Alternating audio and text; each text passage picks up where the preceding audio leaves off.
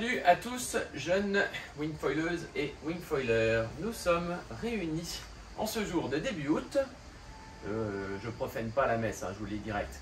Pour parler de la Swing V3, qui est un millésime qui vient d'arriver dans les shops. Donc c'est un millésime 2023-2024. Ça va vivre jusqu'à la fin de l'été 2024, donc on a un petit peu le temps. Ça vient de sortir, ça vaut vraiment le coup d'en parler parce que la Swing en V3 a complètement changé de programme par rapport à ce qu'elle était sur les V2 et les V1. Les V2 et les V1, vous vous souvenez, c'est des ailes qui étaient des ailes de Pâques et des ailes qui étaient destinées vraiment à des gens qui débutaient. Aujourd'hui, le split entre les deux ailes de la marque F1 a été fait complètement différemment. Vous vous souvenez, il y a 2 mois et demi est sortie la Strike V3. Qu'est-ce qu'elle avait de plus que l'année dernière, hormis les nouveaux tissus, etc. Mais dans son programme, ce qu'elle avait de plus que l'année dernière, c'est qu'elle était plus stable, elle remontait beaucoup plus au vent, elle était beaucoup plus perf en vitesse de pointe, parce que le flux laminaire était mieux géré, mais aussi en saut, en aspiration. Et puis on trouvait qu'en freefly, elle était quand même beaucoup plus stable, moins de balancement. Aujourd'hui, on dit, avec tout ce que cette Strike V3 a apporté, qu'est-ce que va nous proposer cette Swing V3 du coup? Et bien la Swing V3, incroyable, elle a été faite dans un objectif vraiment différent de l'année dernière. Tous les riders de chez F1 qui viennent de partir là pour la Coupe du Monde qui se passe à Rio en ce moment, qui est une épreuve pure vague, sont partis avec la Swing V3. Vous l'avez deviné, en fait la Swing V3, elle est conçue pour faire particulièrement bien de la vague et dans le freeride apporter pas mal de petits plus sur des points que la Strike ne pouvait pas couvrir. Qu'est-ce que ça apporte? Vous allez le voir parce qu'on va le voir sur l'eau, on aura un débrief juste après. On va être sur une aile qui, en termes de shape, est plus ramassée. À taille égale, on va avoir une aile qui est moins élancée que la Strike, plus compacte, donc elle semble plus petite. On va avoir une aile qui ne se gonfle pas non plus de la même manière, bien que ce soit en matériaux on soit proche, ne gonfle pas de la même manière, un peu moins de pression. On va avoir donc une aile qui est destinée à être vraiment complètement oubliable quand on surfe, même quand on dépasse l'axe du vent et qu'on l'a dans le dos, on peut vraiment faire des 3-6 dans tous les sens, elle à plat, jamais elle va reprendre le vent. Pourquoi? Parce que jamais elle va balancer et jamais un bout d'oreille va prendre le vent. Ça tient à son shape puisqu'on a de l'itex dans un grammage important au milieu pour faire la tenue, la rigidité de l'aile, mais un peu moins rigide sur les oreilles pour que si jamais le vent la prend, l'aile puisse se déformer un tout petit peu en bout d'aile mais sans emmener l'aile en la changeant dans son axe. Et puis les matériaux ont changé. Ça c'est super important parce que c'est aussi ça qui contribue au programme. C'est pas que l'aile est plus ramassée, seulement c'est que ici on a un petit peu moins de creux. On a aussi un peu moins de V, l'aile est assez plate. Et puis on a du nano ripstop ici, parce que l'itex, ici sur bord d'attaque qui est là de centrale, ça c'était commun à la Strike V3 et à celle-là. Mais sur la canopée, ici on est en nano ripstop partout, avec, hyper important, sur le bord de fuite, on retrouve ici là quelque chose qu'on n'avait encore jamais vu chez F1, c'est le fameux mode 3. Le mode 3, je vous en ai parlé quand on a parlé de la Unit qui venait de sortir chez Duotone. Ce mode 3 qui est un SPI, même si ce n'en est pas un, mais c'est une canopée qui est des fils de Dynéma qui ont été résinés, donc enduits. Cette résine a été cuite à une certaine chaleur et selon une certaine durée pour faire cette espèce de faux SPI qui est non étirable et qui est très durable. Ça nous fait une chute qui est hyper tendue, qui ne va pas bouger. Ça va nous permettre d'avoir vraiment de la performance et de la tenue dans toutes les conditions. Même vous allez voir quand c'est rafaleux, parce que là on part pour 35 nœuds sur l'eau quand on va se filmer. Mais aussi, et d'avoir par contre dans le nano ripstop toute l'onctuosité et le confort qu'on souhaite avoir pour le programme. Qu'est-ce qu'il y a de nouveau dans son shape aussi? Et bien en fait, dans l'esprit confort, il y a un truc qui a pas mal changé par rapport au Strike V3 qui pourtant n'ont que 2 mois et demi. C'est les poignées là. Les poignées en fait elles ne se tordent plus. On n'est pas sur la poignée rigide, mais on est vraiment entre les deux. On a des poignées qui sont plus rigides que sur la Strike V3, plus confortables, avec un diamètre aussi qui est un petit peu plus grand, Ce qui fait qu'en fait, on force moins parce qu'elle rentre pile poil dans la main. Ça, c'est vraiment agréable. On n'a pas l'impression d'avoir cette poignée qui est très présente là juste au bout de l'aile, mais vraiment que la charge est répartie sur un peu plus de surface dans la main. Donc c'est plus confortable. Et on retrouve la même chose sur la poignée de Freefly, si importante en fait pour cette aile dont le programme est essentiellement basé sur la vague. On a la même chose ici. Donc ça c'est super important. Après, le gonflage, ça c'est super aussi important de comprendre. Pourquoi on va avoir un peu plus de plage basse que sur la Strike V3?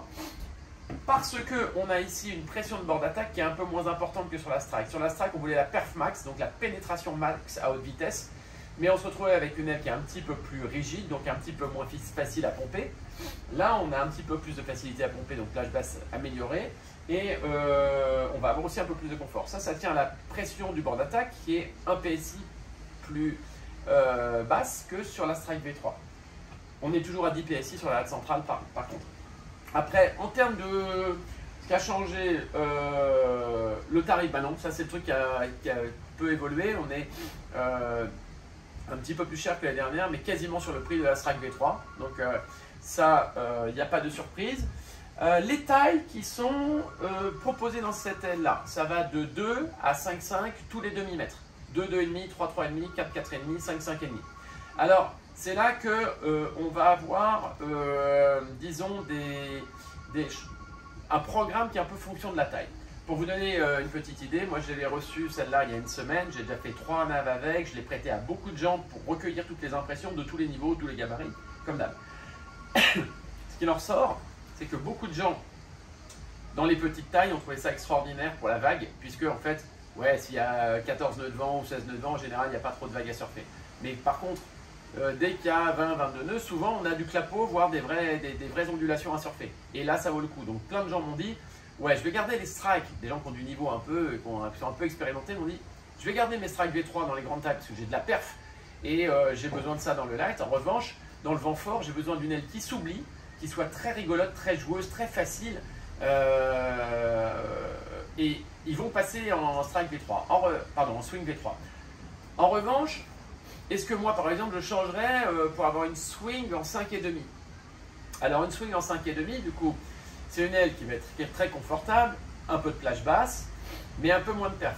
Or, justement, une strike va me permettre à des gens qui sont expérimentés ou experts d'aller chercher des vitesses de pointe, des VMG, donc des rapports cap-vitesse qui sont vraiment très bons, qui vont, pour ceux qui vont sauter, avoir plus de hauteur et ça va être plus perf. Donc on est vraiment dans l'idée perf, freestyle ou slalom, vraiment perf. Et le petit supplément de plage basse que j'ai avec celle-là, on pourrait se dire bah, ça compte pour les experts, même dans le vent léger. Mais en fait, les experts dans le vent léger, comme ils pompent bien et comme ils ont rodé ce fameux tissu pendant 6 heures, comme je le conseillais, bah, au bout de 6 heures, en fait, ils ont au moins la même plage basse que celle-là. Donc pour eux, ça n'a pas de sens. En revanche, pour les gens qui sont niveau intermédiaire, oui, ça va être plus confortable, ça va avoir moins d'allongement, donc plus manœuvrant.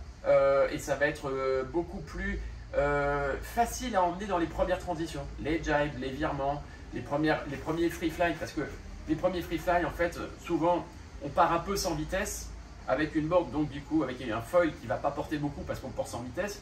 Il faut vraiment que, du coup, que l'aile s'oublie pour qu'on arrive à faire quelque chose d'un peu onctueux et à balancer un peu la planche. Si en plus, il faut gérer le balancement de l'aile, c'est compliqué. Donc pour tous ces gens-là, qui ont un niveau intermédiaire ou même qui sont débutants, je pense que la Swing V3 va être plus adaptée même dans les grandes tailles. Voilà. On a vu un petit peu ce que c'était, comment c'était foutu. Maintenant, on va dans l'eau, on va regarder ce que ça fait bien en image ou ce que ça fait moins bien et on fait un petit débrief en 2 minutes après. A tout de suite.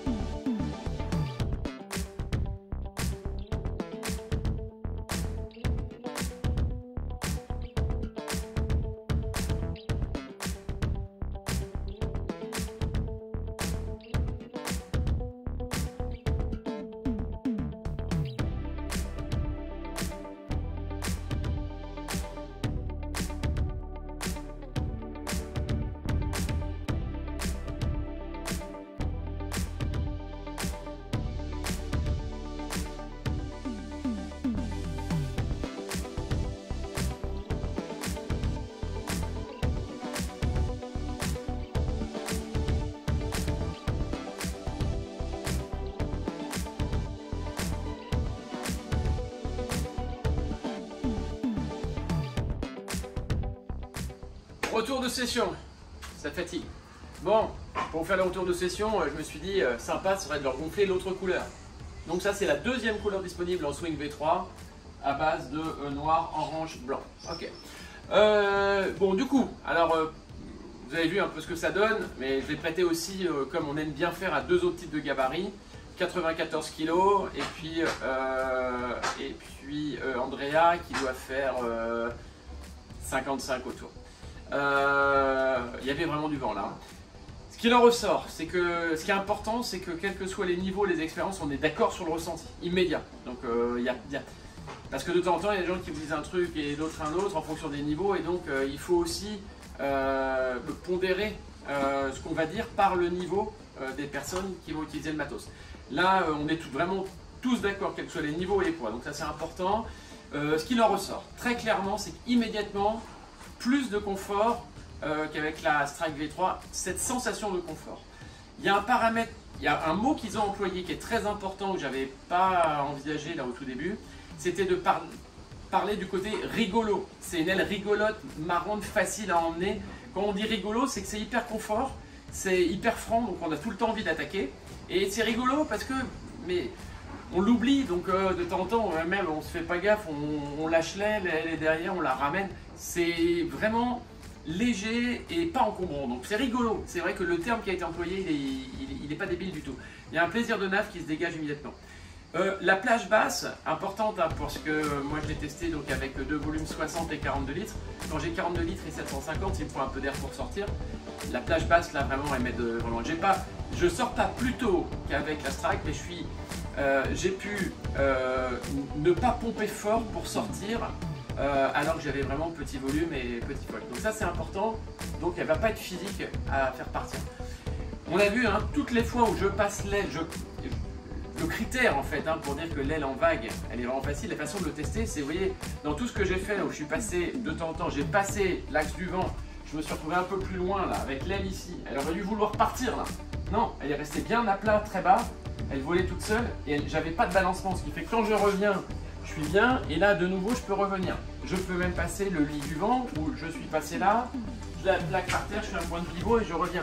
Les 3-6 par l'intérieur. L'aile ne bouge pas, elle est plaquée. Donc finalement, je gère rien. Je ne gère que ma trajectoire sur le foil. Mais l'aile, j'oublie. Ça, c'est quand même hyper agréable. Après, en termes de perf, donc l'aile en vague, ouais, c'est sûr, plus ramassée et elle s'oublie complètement. L'impression d'être très très légère, ça, c'est un vrai plus. Le deuxième vrai plus, c'était la plage basse. Ça a marqué tout le monde. Le troisième truc très important, le confort des poignets, c'est une connerie, hein, mais quasiment tout le monde a trouvé que les poignets étaient un peu plus agréables que sur la version Strike V3. Bon, les points négatifs, alors ça c'est pas vu, moi je l'ai dit, les autres compagnies, moi je le sais, je le sens. Quand même, le rapport cap-vitesse il est moins bon. La vitesse pure, c'est moins bon parce que l'aile aspire un peu moins vers l'avant et un peu plus sur le côté, donc au large. Il faut être très abattu pour accélérer très vite. Si on reste au travers, ça aspire moins qu'une Strike V3, c'est sûr. Le cap en lui-même, là on parlait du rapport cap-vitesse. Hein. J'ai été surpris parce que le cap lui-même, j'ai regardé ce qui était sorti par cette oncle-là, mais du GPS. L'angle, comment il sort l'axe du vent, le GPS. Hein. On fait un bord, tribord max le plus serré possible, un bord bâbord max le plus serré possible. Et le GPS comprend qu'en fait, l'axe du vent il est pile poil entre les deux. Donc il sait des GPS d'où vient le vent.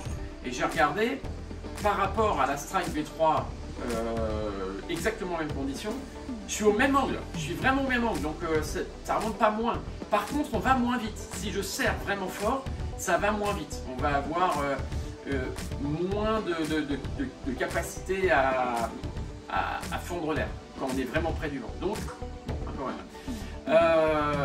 Après quoi? Quand j'ai sauté, oui. Si on fait juste un vrai relais, qu'on essaie de pousser pour vraiment monter et se faire sustenter et se faire décaler avec de la déportation, ouais, la Strike V3 est quand même bien au-dessus. Bien au-dessus. En saut, on sent que ça lifte mieux, pas chier, et ça sustente mieux aussi. Donc ça, c'est un gros avantage sur la Strike. Après, dans les rotations, alors je sais hein, que peu d'entre vous sautent et encore un peu moins font des rotations, des machins et tout, mais c'est important quand même parce que d'abord vous allez peut-être en faire, puis il y a ceux qui en sont là. Alors, dans Dans la rotation, en fait, ce qui est bien, c'est que l'aile étant plus ramassée et comme elle est plus légère en main, quand on veut l'emmener vers le vent, là, tout de suite elle aspire. J'ai à taille égale plus de facilité à tourner qu'avec une strike. En revanche, la strike V3 me permet d'avoir un peu plus de hauteur et un peu plus de temps pour partir dans les manœuvres. Donc, vraiment avantage à la strike V3 sur la partie saut. Enfin,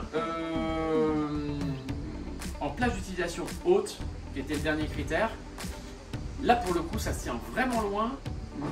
De la même façon que la strike V3, ça floppe pas du tout.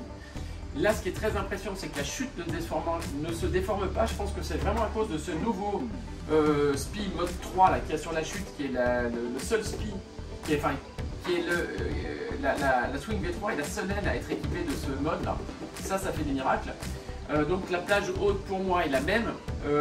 La seule différence, c'est qu'on va peut-être avoir un petit peu plus de confort quand on est vraiment toilé avec la Swing V3. Attention par contre à une petite chose, c'est que quand on veut aller vraiment vite avec la Swing V3 en plage haute, elle n'est pas aussi précise que la Strike V3. C'est-à-dire qu'en fait la Strike V3, j'ai beau être vraiment dans le haut de la plage, si je gaze, je n'ai pas du tout de balancement main avant, main arrière. D'accord? Oui, bien sûr, comme il y a des rafales, ça régule par la main arrière, mais ce balancement-là, de la main avant qui part un peu vers le bas ou vers le haut, vraiment je l'ai moins. Là, et c'est vraiment une référence, la Strike V3 dans ce domaine, pour aller très vite tout droit en plage haute, c'est incroyablement stable en directionnel. Pas la main avant qui descend et qui monte. Un petit peu plus du coup là-dessus. Mais pourquoi ça le fait? Mais parce qu'en fait, je la sors de son cahier des charges qui n'a pas du tout inclus l'idée de l'emmener le plus vite possible dans sa plage haute. Donc du coup, oui, pour ceux qui veulent avec un tout petit foil gazer à mort, un petit peu plus de main avant qui monte et qui descend. Voilà. Le résumé de tout ça, c'est que cette 3,5 qu'on a testé là, de la même façon que sur la 5 qu'on a testé précédemment, voilà, vraiment dessiné vague, très marrante, très maniable, grosse plage d'utilisation, plage basse facile. Donc c'est vraiment l'aile freeride pour se marrer et pour ceux qui ont du vrai bon niveau pour faire de la vague à très haut régime dans les petites tailles. Elle sera destinée dans les grosses tailles à des gens qui veulent en 5, 5,5, qui veulent un bon moteur facile. Jérôme en fait il a fait comme ça avec le téléphone, ça vous a fait un... Mais ça y est, c'est recalé. Derrière ça en fait, la 5 et la 5,5, ouais, destinée à des gens qui veulent le minimum d'encombrement pour avoir l'impression d'avoir une petite aile légère et ça passe tout seul. Je vous invite, comme d'habitude, à venir essayer. On a 3,5, 5, 5,5 en test au shop pour l'instant. Les autres tailles vont arriver. Venez l'essayer au shop Naturkite, un avenue de la Bergerie hier. Si vous ne pouvez pas l'essayer mais que vous voulez avoir un conseil vraiment précis par rapport à votre niveau de navigation, votre poids et vos spots, appelez-nous, Hubert et Jérôme, au 04 94 21 97 57. Et comme d'habitude, pour ne rien gâcher, je vous écoute. Oui, c'est ça. On ne fait pas payer le conseil plus cher que ce que vous trouvez sur le web. On s'attelle avec notre petit algorithme fait maison qui balaye toutes nos références du matin au soir, être en permanence, le meilleur prix européen à tout moment de la journée. Vous ne sortirez jamais du magasin en ayant payé plus cher que ce que vous pouvez trouver ailleurs. On n'est pas chez Leclerc, mais ça fait partie des choses importantes parce que le matos c'est pas donné. On ne va pas vous faire payer le conseil, on vous attend pour vous aider. Gros bisous à tous, on se retrouvera plus tard pour un tuto cette fois-ci qui concerne l'échauffement, l'entretien de son corps sur les étirements, les assouplissements spécifiques à la wing. Ce sera dans une dizaine de jours entre les deux. Bon ride à tous, ciao!